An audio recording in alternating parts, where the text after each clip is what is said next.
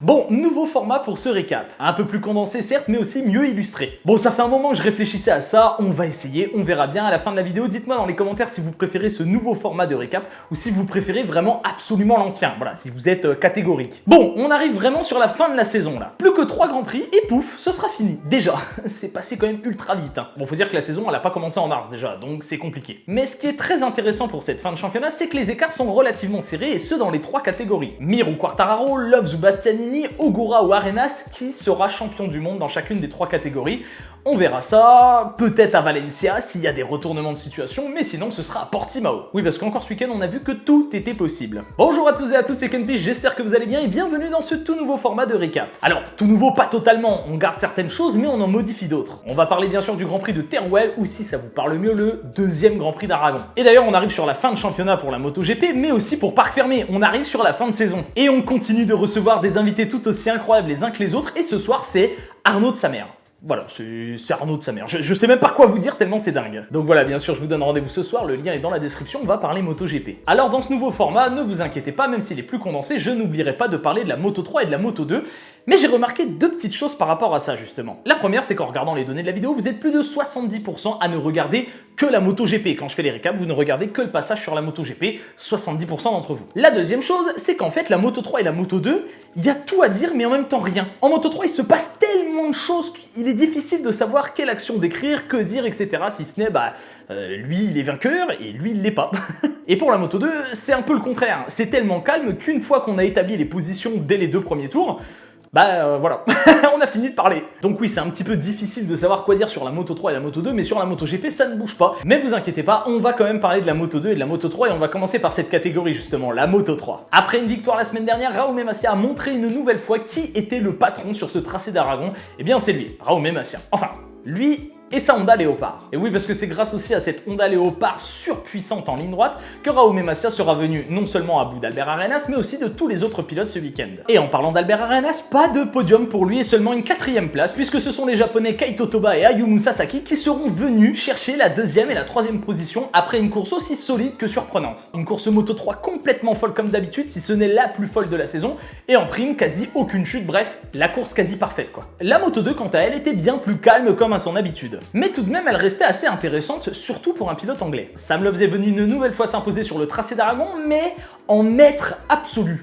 Il aura juste mis 8 secondes d'avance à ses poursuivants. Voilà, juste ça, 8 secondes d'avance sur le 2e. Une course qu'il aura réussi à mener de main de maître, de A à Z, sans commettre aucune erreur, ce qui n'est pas vraiment le cas des pilotes Sky, puisque Marco Bezzecchi, lui, est tombé et Luca Marini termine seulement 11e. C'est la perdition totale pour les Italiens. Derrière Sam Loves, on retrouve Fabio Di Gianantonio qui aura enfin réussi à trouver la clé pour faire un bon résultat avec sa speed-up, et juste en 3e position, Enea Bastianini, discret, solide, mais malgré tout qui perd la tête du championnat au profit de l'anglais Sam Loves. Du coup là on assiste à une fin de championnat qui va être magnifique et qui, on l'espère, va se jouer à Portimao au coude à coude. Place à la MotoGP désormais et une course MotoGP sans Valentino Rossi et sans Marc Marquez, Yamaha et Honda ont dû faire sans eux une nouvelle fois. Et en parlant d'Honda, c'est une véritable résurrection qu'ils sont en train de vivre depuis Le Mans et ce week-end encore, en tout cas jusqu'à la course. Et oui, puisque Takahaki Nakagami avait réussi à faire la pole position ce week-end. Ça faisait très longtemps qu'un japonais n'avait pas fait la pole en catégorie reine et on le voyait vraiment comme l'homme fort de ce Grand Prix d'Aragon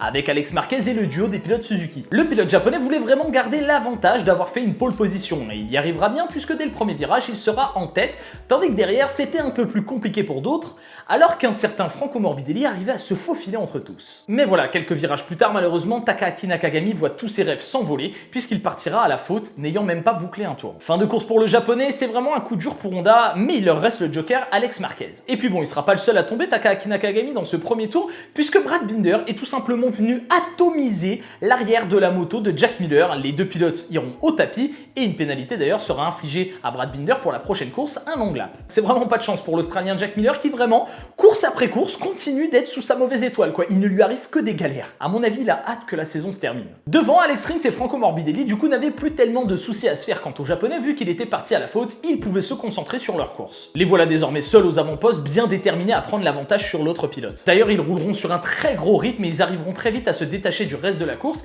Et celui qui sera le meilleur des deux, c'est Franco Morbidelli qui même arrivera à prendre un petit peu le large sur Alex Rins. Un peu plus loin à l'arrière de la course, Alex Rins et Joan Mir tentaient quant à eux de se frayer un chemin parmi tous les pilotes. Ils voulaient vraiment accrocher au minimum la 3e place et revenir sur les deux de devant. Mir voulait à tout prix gagner, il voulait cette victoire et fera une jolie remontada passant 1 à 1 les pilotes, surtout les pilotes Yamaha, Viñales et Quartararo. Mais devant lui se trouvait désormais un pilote en 3e position qu'on n'attendait pas spécialement et qui lui donnera pas mal de fil à retordre, c'est Johann Zarco et sa Ducati. Après un magnifique départ, le Français s'installera confortablement en 3e place, mais se fera un petit peu distancer par les hommes de devant et rattrapé par ceux de derrière, et il finira par céder sous les attaques de Joan Mir. Alex Marquez voulait lui aussi faire comme Mir, passer tous ses pilotes 1 à 1 et revenir sur la tête de la course, mais il connaîtra un destin différent de celui du pilote Suzuki. Oui, puisque selon ses propres mots, il commettra une erreur de débutant. Il partira tout simplement à la faute et course terminée pour lui, désillusion totale, surtout pour le clan Honda. Et c'est vraiment dommage parce qu'Alex Marquez, encore une fois, il faisait une jolie course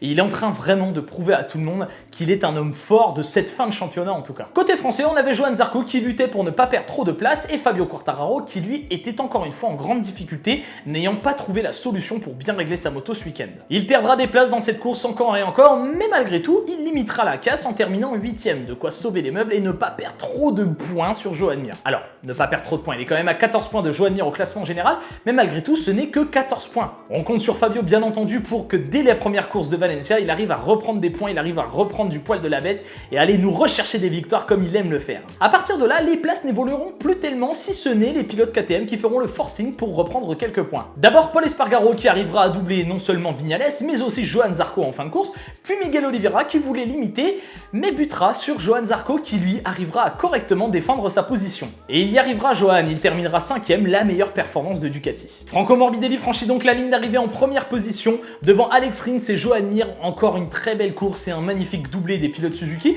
et Franco Morbidelli qui tout simplement a montré que s'il était devant et que tout se passait bien, il était un homme plus que fort, puisque Alex Rins n'aura rien pu faire contre lui. Et je pense que Franco il avait aussi un peu besoin de ce résultat, et d'ailleurs, c'est pas fini le championnat pour lui d'un côté. Johan et Fabio termineront donc respectivement à la 5e et 8e place, de quoi être content pour l'un, un petit peu déçu pour l'autre, même si encore une fois, il sauve les meubles. Une course que j'ai trouvé ma foi un petit peu soporifique, c'est mon avis. Dites-moi dans les commentaires ce que vous en avez pensé de cette course et aussi de ce nouveau format. Voilà, ce récap est terminé, j'espère qu'il vous a plu, j'espère aussi que ce nouveau format vous a plu. Je sais que beaucoup d'entre vous parfois loupent ou même ne regardent pas la Moto 3 et la Moto 2 et se font un petit récap dans mes vidéos, mais je pense quand même que les récaps que j'ai proposés là, les 2 petits paragraphes, vous aideront quand même à comprendre la course. Une course folle en Moto 3, une course assez calme en Moto 2, et puis cette course MotoGP que je vous ai détaillée, mais si vous voulez en savoir plus, je vous donne rendez-vous ce soir dans Parc Fermé. En tout cas, j'espère que la vidéo vous a plu, si c'est le cas, pensez à la liker, la commenter et la partager. N'oubliez pas de vous abonner et de cliquer sur la petite cloche pour recevoir toutes les notifications quand les vidéos sortent. D'ici là, je vous laisse, je vous donne rendez-vous dans la semaine pour une nouvelle vidéo. Normalement, ça serait une vidéo sur les pneus, de quoi dire pas mal de choses. D'ici là, portez-vous bien,